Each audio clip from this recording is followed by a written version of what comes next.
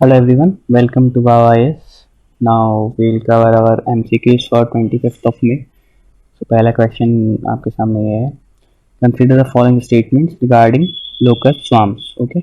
Statement number 1, it is the oldest migratory pest in the world. Statement number 2, it is the only insect that has a global committee working to outwit it. Okay. And statement number 3, it usually originates in the Arabian Peninsula and the Horn of Africa. Okay. So which of the statements is correct?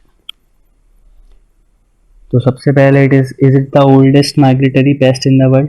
Yes, it is the oldest migratory pest in the world. Okay. Generally अगर आपको extreme statements आते हैं like oldest only तो ये गलत होते हैं, but statement number 1 के केस में ये दिस इज ट्रू. ओके, तो this is a fact based question. अब स्टेटमेंट नंबर 2 देखते हैं. Is it the only insect that has a global committee working to outwit it? Yes, this is also very correct. Okay, generally ये ऐसे statements गलत होंगे, लेकिन इस case में ये सही हैं, दोनों ही स्टेटमेंट सही हैं. तो कौन सी है वो global committee? That is locust warning organisation. Okay, locust warning organisation, LWO. Okay, तो ये है वो इंटरनेशनल ऑर्गेनाइजेशन जो इनको रोकने में काम करती है. Now it usually originates in the Arabian Peninsula and the Horn of Africa. Okay, this is also true. ये locus Sudan, Eritrea which is the horn of Africa, वहाँ से होते हुए आते हैं ईरान एंड पाकिस्तान में. ओके, और फिर वहाँ से होते हुए आते हैं इंडिया में. तो ये इनका पूरा साइकिल है. Okay, so the our answer will be D 1, 2 and 3. Okay, और जो लोकस्ट होते हैं उनको हम हमारी लोकल लैंग्वेज में बोलते हैं टिड्डा, टिड्डे. ओके, और इनका कोई भी टेक्सोनॉमिक डिफरेंस नहीं होता है ग्रास हॉपर से, मतलब these are very close to identical with grasshoppers. Okay, okay, monsoon को ये चेस करते हैं, जहाँ जहाँ मानसून जाएगा वहाँ वहाँ ये आएंगे. Okay, now we shall move forward to our next question. Now here is question number 2. Consider the following statements related to Monetary Policy Committee, MPC. Okay. Statement number 1. MPC has the authority to decide the repo rate only and not the CRR or SLR. The second statement is the decision of the MPC is binding on the RBI. So we all know that statement 2 is correct. Okay, ये तो सही है.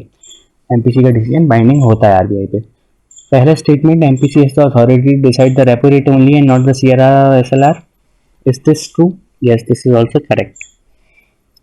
MPC, okay, 6 members होते हैं इसमें. I won't go into the details, you all know this.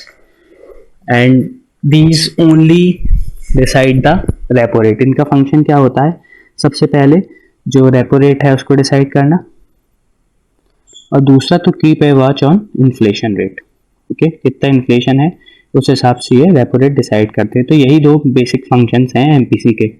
और CRR और SLR which is the cash reserve ratio and the statutory liquidity ratio, ये डिसाइड नहीं करती है monetary policy committee. So the answer is both 1 and 2. Okay, C. Now we will move forward. Now our third question is, with reference to the T board, consider the following statements. Statement number 1. Primary function of the board is to render financial and technical assistance for cultivation, manufacturing and marketing of tea. Statement number 2. It is the oldest board under the Department of Commerce. Okay.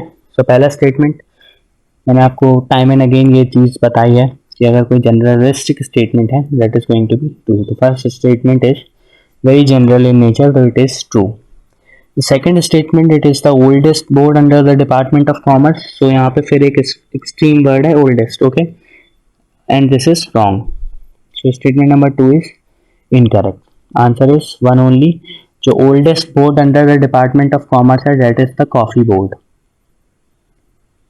Okay, and not the tea board. ये आपको याद रखना है. Generally अगर ऐसे extreme statements आते हैं तो वो गलत ही होते हैं. अगर आपको कोई ऑप्शन में कंफ्यूजन है या आपको नहीं पता है और आपको वो क्वेश्चन अटेम्प्ट करना है तो आप इस बेसिस पे क्वेश्चन अटेम्प्ट कर सकते हैं और ऐसे ऑप्शंस को एलिमिनेट कर सकते हैं. 95% चांसेस ये हैं कि आपका जो क्वेश्चन है वो सही ही होगा. Question number 4 is consider the following statements related to biodiversity संरक्षण इंटर्नशिप प्रोग्राम। ये हमने हमारे आज के करंट अफेयर्स मॉड्यूल में भी देखा था, तो this should be easy for you. Now, statement number 1, it will engage 20 students with postgraduate degrees for a period of 1 year towards conservation of biodiversity. And statement number 2, it has the National Biodiversity Authority and the United Nations Environment Program as a nodal agency. तो पहला statement is correct, हमने अभी थोड़ी देर पहले ही discuss किया है। 20 students with a postgraduate degree for a period of 1 year. Okay, ये period of 1 year and postgraduate degrees, this is you should remember. Now, statement number 2. It has the National Biodiversity Authority as the nodal agency. This is true. The first part is true. Now, United Nations Environment Program, this is where it is incorrect. UNDP है nodal agency, United Nations Development Program. Okay, ये मैंने आपको वहाँ भी बताया था, बहुत बार underline भी किया था, क्योंकि यूपीएससी कभी कभी ऐसे क्वेश्चंस पूछ लेता है जिसमें एक ना एक एजेंसी या इंस्टीट्यूट वो गलत देता है। Okay, so UNDP is the nodal agency and not UNEP. Okay, तो ये आपको याद रखना है, और NBA तो है ही। So we move forward. Now, question number 5 is consider the following statements related to Demo 2 mission. Okay, statement number 1, European Space Agency's commercial crew program to send astronauts to the ISS, International Space Station. Statement number 2, it will lift off on board their Falcon 9 rocket. So statement number 2 is correct. Okay. Statement number 1, it is incorrect, so answer is 2 only. ये ESA का programme नहीं है, ये NASA का programme है, NASA and SpaceX. Okay, to send astronauts towards International Space Station. Okay, SpaceX Falcon 9 rocket है। Okay, और ये this is the 5th class of rocket to take human crew. Okay, इसके पहले Mercury class, Gemini class, okay, Apollo and space shuttle, ये 4 class के craft ही अभी तक crew को, ह्यूमन क्रू को स्पेस में लेके गए हैं। इसके अलावा ये 5th क्लास ऑफ क्राफ्ट होगा हमारा, और ये नासा का प्रोग्राम है, ना कि ESA का प्रोग्राम है। Okay, so have we and our daily MCQs, we meet tomorrow. Thank you.